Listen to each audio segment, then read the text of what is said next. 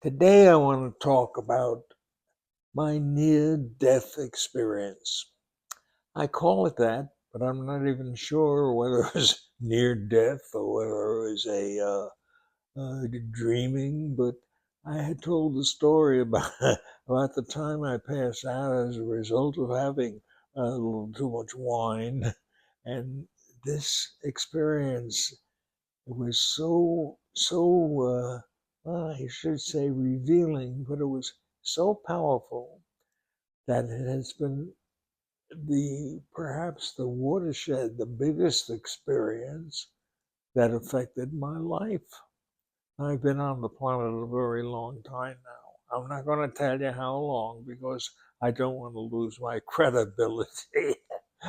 But to tell you the truth, without this experience, my life would have been entirely different for the past 40 years because this had actually happened 40 years ago, and it is as if it had happened yesterday. And again, I had passed out, and I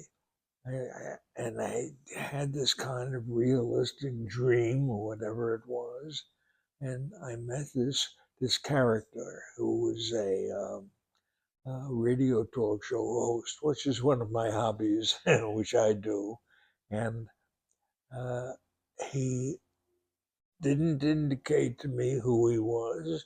He thought that I should have known who he was, and I guess I maybe should have, because this is the guy that is within inside of me.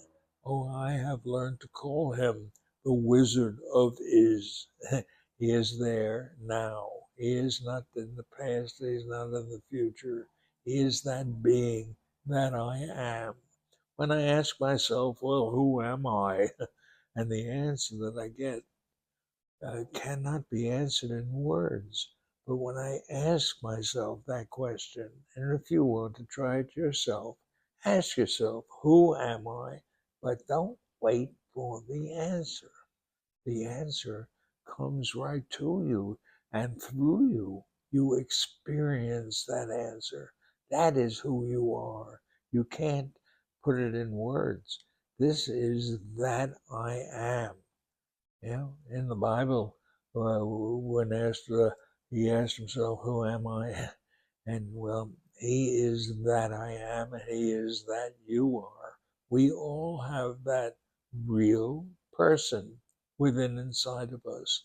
I call him the Wizard of Is. Some people call it their Holy Spirit. And this is not a religious thing. It is something that is so practical and well, it has become such a great part of my life that when I have to make any kind of decision, I don't ask anybody's advice. I go to this Wizard of Is, I call it, and his answer is always correct.